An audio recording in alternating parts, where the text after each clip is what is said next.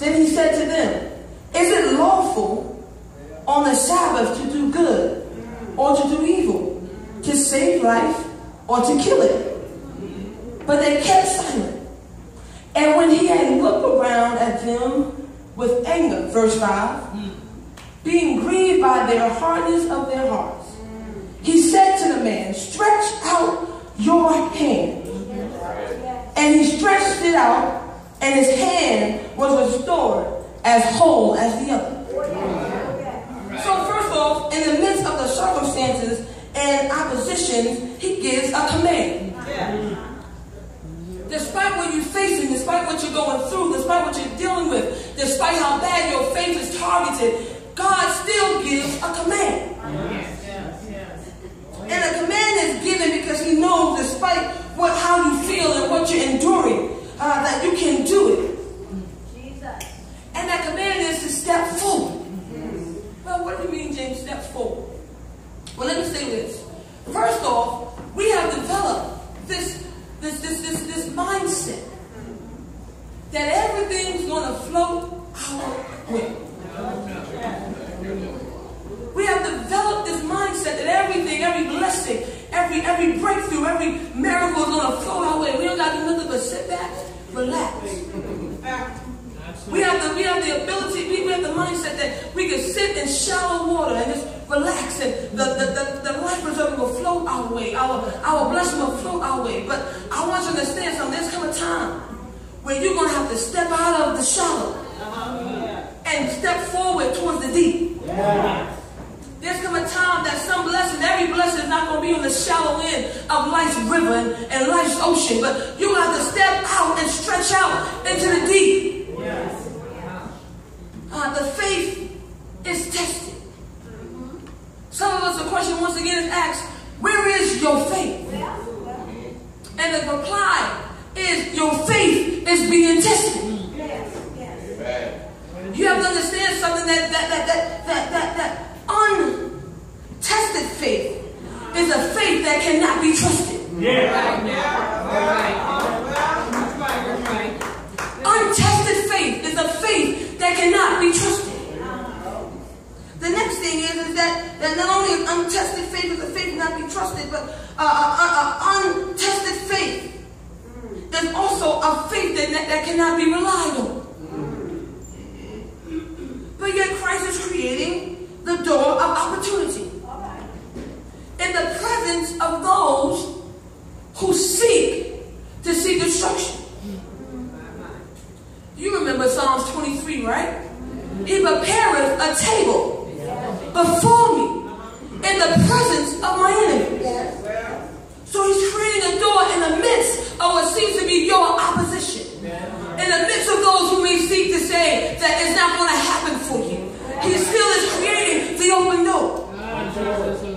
He silenced the critics and he stops and he puts an end to the noise. He realigns your focus.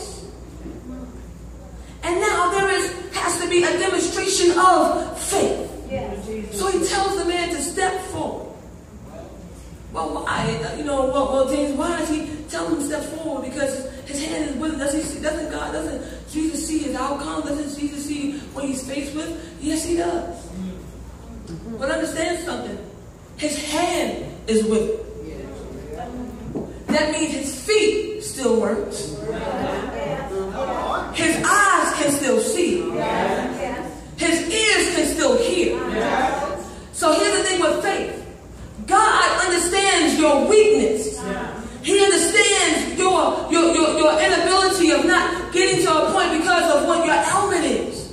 But he says, I'm going to deal with the ailment. I'm going to deal with the infirmity. I'm going to deal with the weakness. But let me deal with the lack of pushing.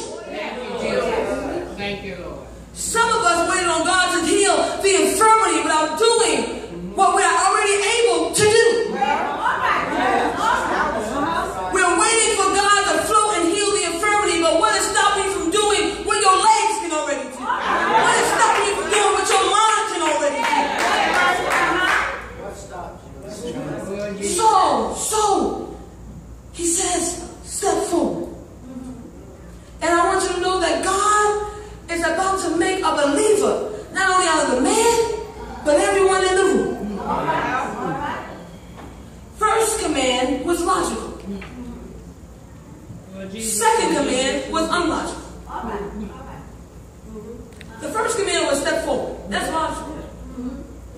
my legs. I got strength in my legs. I can walk to God. I can walk. I got my legs. And that's logical. But the second command, unlogical. God, he says, stretch forth, but there's nothing in my arm to stretch. There's no substance in my arm. The bone is fragile. The ligaments, the muscle has deteriorated. But God, and he's saying to stretch forth. The substance is gone. But. The theme, Hebrews 11:1, says that now faith is the substance of things hoped for. So what is this man hoping for? He's coming into the room. He's coming into the synagogue, hoping for deliverance, hoping for restoration. What have you come to God for today? Are you come to God hoping for a miracle, hoping for a breakthrough, hoping for a change? Now he says, stretch forth. God, but I have nothing to stretch forth with. Here's the question. Where is your faith? You say you have nothing to stretch forth with. But God says, you do. Where is your faith? Because as long as you have faith, you have the substance to reach what you're hoping for.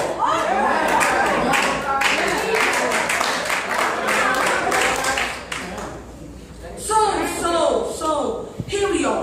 We begin to realize, we must realize that in asking God, I want to stretch for you. God, I want to reach for you. But God, I don't see how. But God is saying the substance is your faith. What you need to get this accomplished is your faith. We ask God, fill us up, Lord.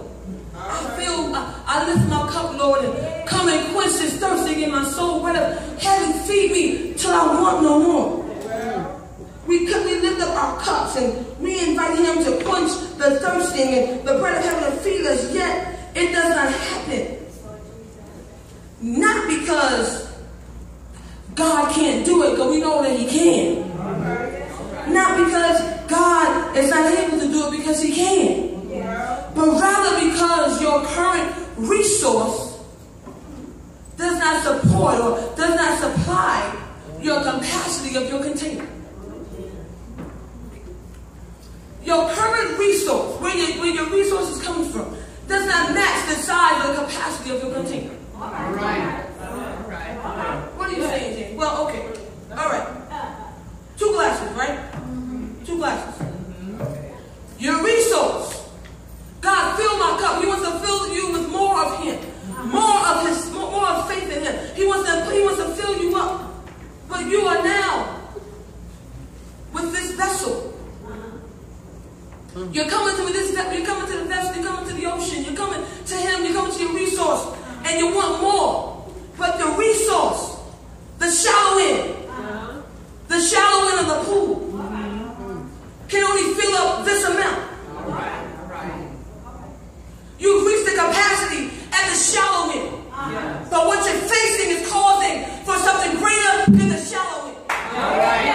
What you're facing is causing for something worth more than what's in the shallow end. So you have to switch from bearing the shallow end for walking into the deep end. You can't expect the deep end blessing sitting in the shallow end of the pool. You can't expect the deep end blessing and the deep end breakthrough at the shallow end of the pool.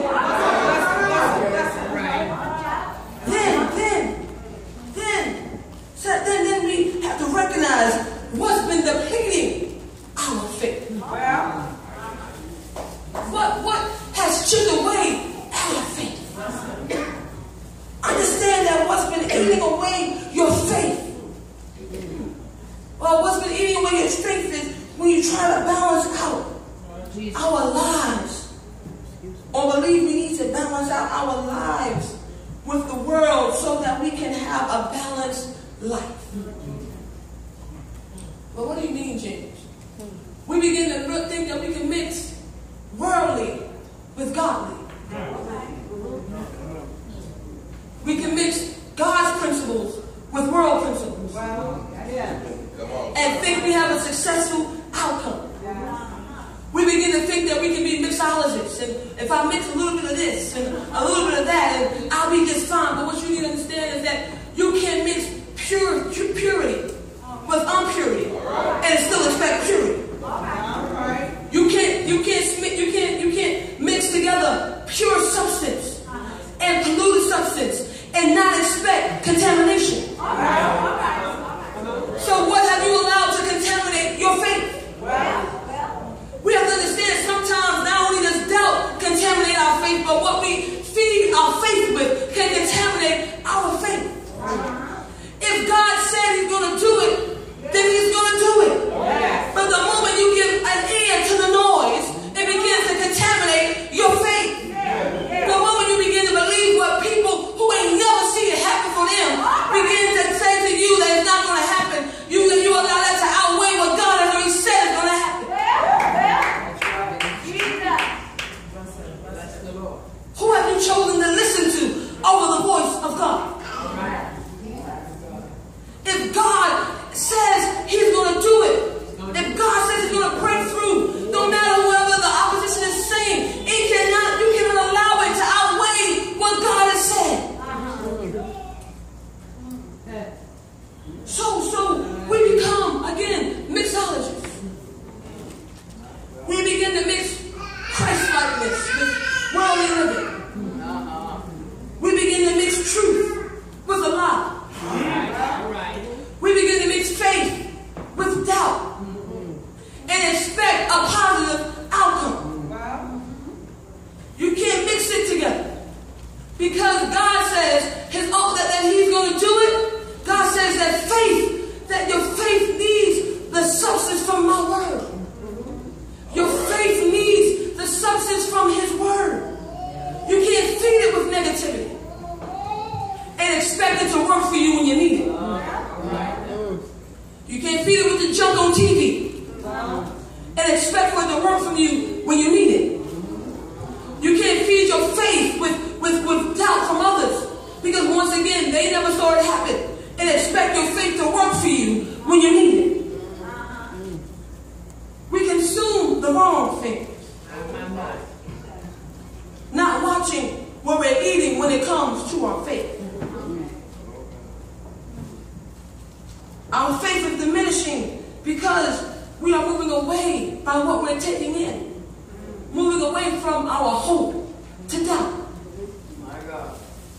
However, I need you to understand something, that your faith is going to be tested. And though it's going to be tested, you have to understand that your faith is being tested because God wants to prove that you trust him. Oh, God. Oh, James, what do you mean? God is testing my faith to prove that I trust him? Yes, because you have to understand something.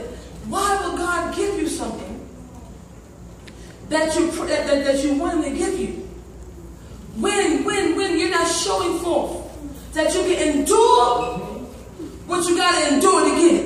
Yeah. It's like a parent giving a child a brand new Bentley. But they have not practiced driving in a Toyota. It's like the job giving you the keys to the company. And you're working at Chase Bank, but you haven't proven to be able to be trusted with the money at the telebox. Why will God give you without testing you? The test you face is the test of your faith. The challenge is to stretch out. Every blessing will not float your way. Every blessing is not going to just pop out of the sky and right into where you're sitting at. Some things, folks ain't going to be happy about this, but some things you just got to work for.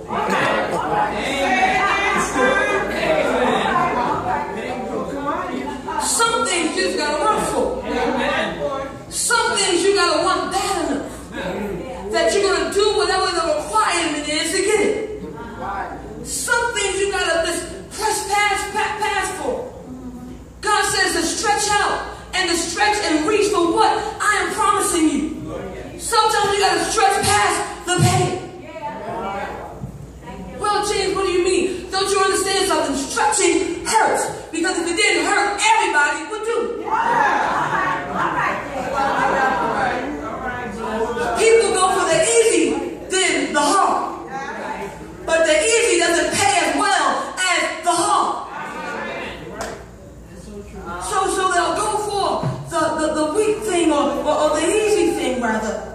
rather than stretching out. But God says, I'm challenging you to stretch. Some of us have been faced with an opposition for so long.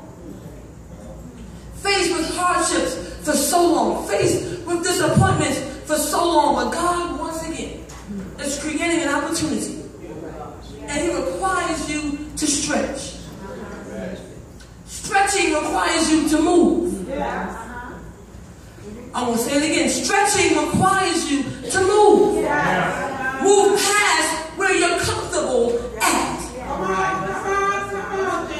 God, I'm comfortable in this situation. I'm comfortable doing this. God, I'm comfortable right here. God, can't you just come and see about me right where I'm at? Do I really have to move? God, you could come and see about me right here. But no, sometimes your blessing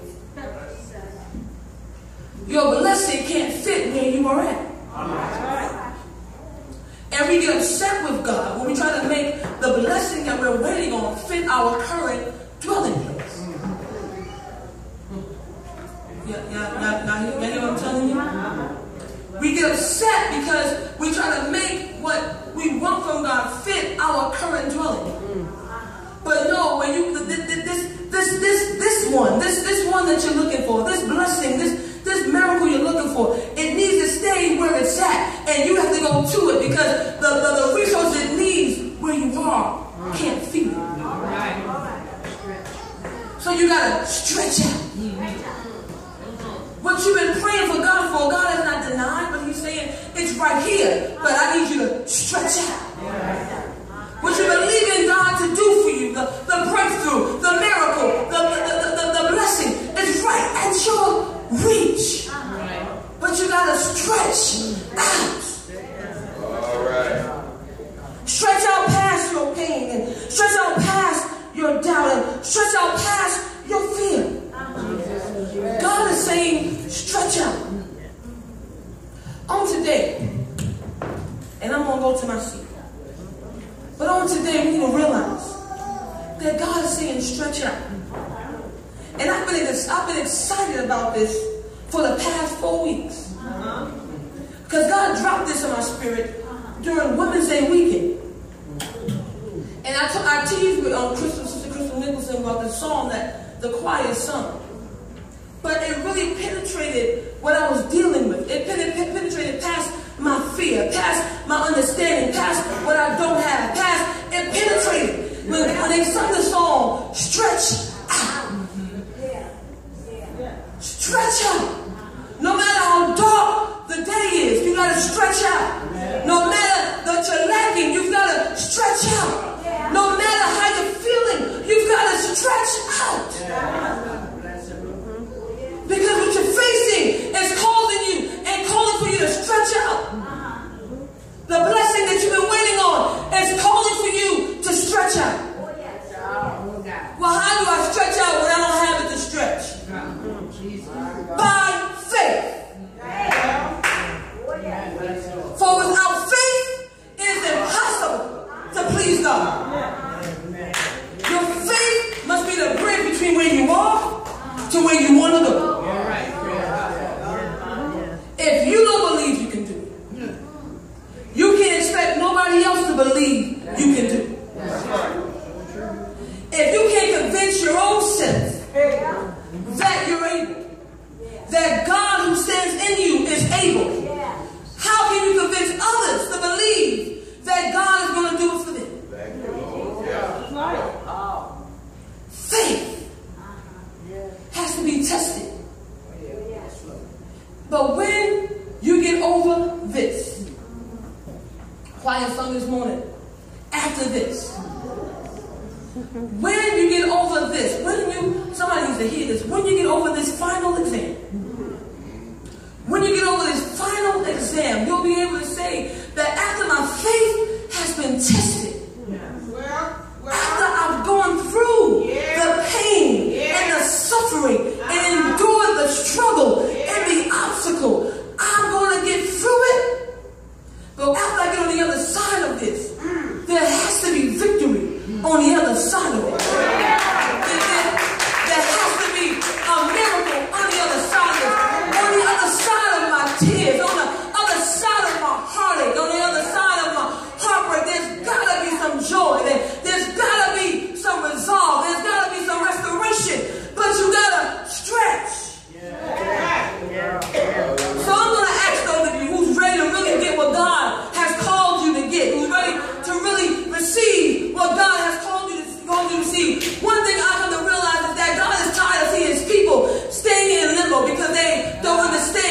gotta stretch.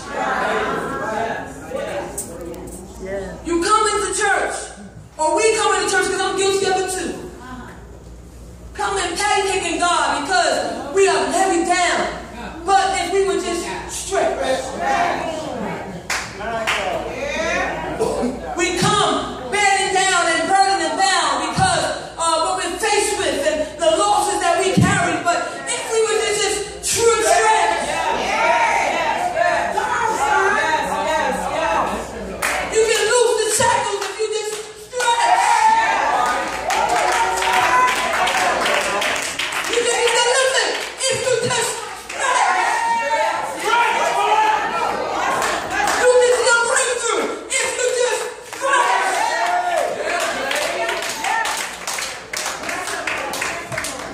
So how many of you are ready to stretch?